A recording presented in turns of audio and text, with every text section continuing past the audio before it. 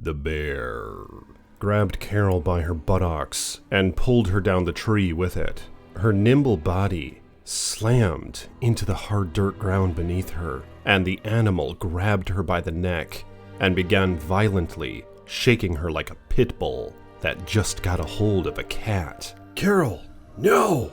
shouted Martin, 48, who was still up in the tree. The bear looked up at him with soulless eyes, jaw gaping open, saliva and blood dripping from its mouth, and then returned its gaze to Carol, who, in her last moments, was clinging to life. "What's up, guys? Iceman here." So this harrowing encounter involves at least 3 people, and one of the most determined bears that I've ever heard of. But before I get into it, I'd like to thank you guys and gals for all your support on this channel. And if you will, like this video, subscribe to the page, and paw that bell so you're notified next time I post. And blessings to my channel members and patrons. Links in the description below. So let's get into this chilling tale. Carol Marshall was only 24 years of age at the time of her merciless death. She was one of the few women working the oil field near Zama in northern Alberta. She took pride in her work and was a beautiful soul inside and out. Morris, the geologist for the camp, was a rugged old fellow who ventured off around 5 p.m. that afternoon and never returned for supper. It was around that time that Carol and Martin decided to go looking for the man, so they set off down the trails and into the great wilderness, where members of their camp would often go during their daybreaks to either get fresh air or smoke cigarettes. Not far down the trail, the 2 adults decided to take a smoke break. They sat down on a fallen tree and filled their lungs with the calming tobacco and nicotine. As Carol blew out a large gust of smoke, she noticed a dark creature in the bushes, only 10 feet away from where they sit. As the smoke dissipated, its glowing eyes demanded her attention and distilled a fear within her. Out of panic, she screeched as she dashed up, and the 2 began running the opposite direction further down the trail. Carol tripped and crashed into the ground, and it was in that moment that Martin told her to climb a tree as the bear was pursuing them. Martin himself climbed a tree, and Carol attempted to climb the one next to his, but was so frantic and terrified that she couldn't effectively get up it. Martin yelled to her to come to him and grabbed her by the arm in effort to pull her up. He couldn't, and she stumbled, so he lowered himself even more, and with his hand under her butt, tried to lift her up.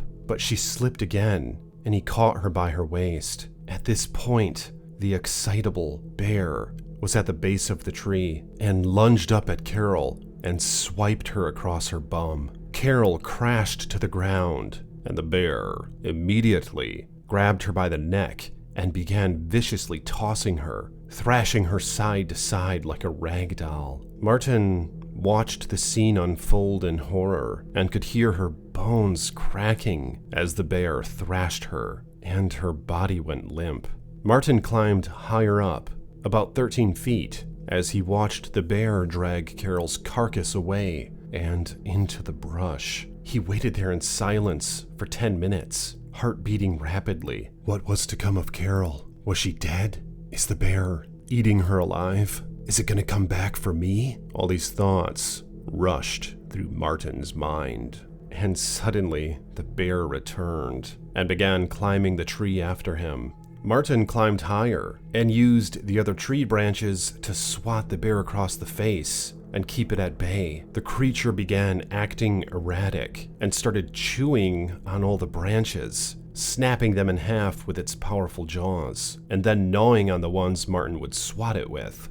It climbed back down the tree and was gone again for a few minutes, only to return. It edged up toward Martin, and Martin kicked the bear in the face, which can be a very dangerous thing to do, as black bears have been known to latch onto the offender's foot in such a circumstance and pull them down the tree with it. But it seemed to work, and the bear backed off the tree again and stood at its base, looking up at the man, chewing on branches. At this point, another man by the name of Regan came walking up the trail and discovered the horrifying scene. "It got Carol!" Martin shouted as Regan watched the bear circling around the tree. At that point, Regan turned and ran back down toward the camp, and the bear followed him for a moment, but then returned back to the tree. Several minutes later, a man by the name of Bud showed up to the scene with a rifle. The bear pursued him, but Bud shot the bear, and it let out a loud,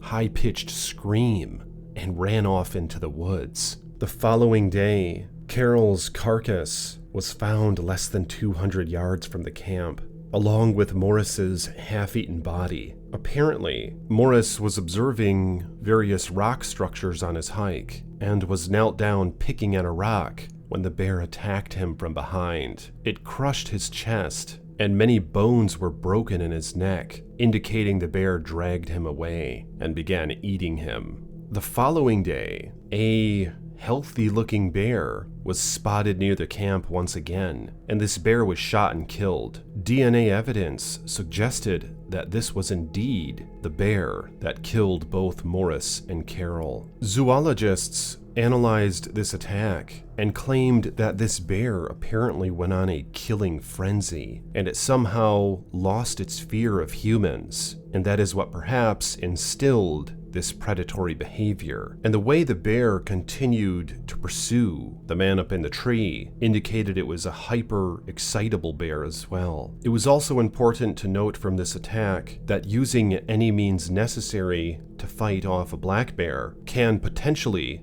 be very helpful and perhaps effective, as Morris used whatever was in his grasp to fight the bear. He swatted it with branches from the tree and kicked it as hard as he could with his feet as it pursued him up the tree. This bear attack happened in the summer of 1980, and not far from this region, 3 boys were killed by a black bear as well. And I'll cover that attack in a different video. Jeez, what do you guys think about this attack though? It's so sad how young Carol was, and I'm sure she and Morris were both hard workers, as those oil fields are very demanding. And what a terrifying thing that must have been to just have nowhere to go but up a tree, and she just couldn't make it up, although she attempted. It's shocking to me how determined this damn bear was. It almost seems as though there was something wrong with it. But I don't know, that's just speculation. It makes me think of all the bears not far from where I live, in the Upper Peninsula of Michigan, for example, where they continue to encroach where people live, or vice versa, however you want to look at it. And they're just simply getting more and more comfortable around people. There was actually a black bear spotted only 10 miles from where I live just a few years ago, and I just can't help but wonder if they're out there.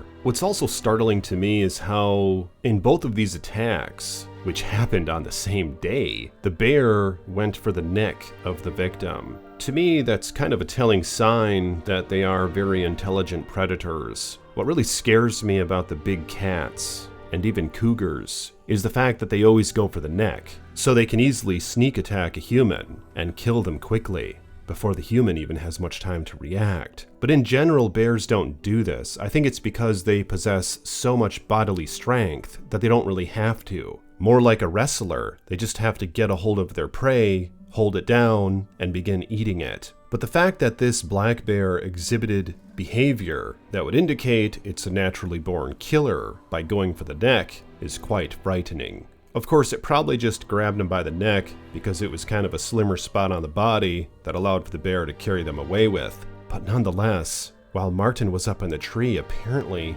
he could hear the bones of Carol's neck crack. Just what a frightening thing this is, but nonetheless, I appreciate you guys and gals for watching this video. Let me know your thoughts on this attack in the comments below. What do you think could have been done differently to avoid it? Do you think, for example, if Carol and Martin tried to hold their ground and fight the bear, that it would have worked? Or was climbing the tree a good idea? I can't help but wonder if climbing the tree was a sure sign to the bear that they were afraid of it and were trying to get away from it. They were simply showing their pure vulnerability and fear to the bear. And if they were to stay down there and try to fight the damn thing on the ground, I wonder if things would have went differently. But it's hard to say. But nonetheless, it was Martin's idea after all to climb the tree, and unfortunately, that's what led to Carol's death. But comment below your thoughts on these matters. Like this video, subscribe to the page, and again, I really appreciate my channel members and patrons for making these videos possible, and I'll talk to you all soon with more chilling tales from the Iceman.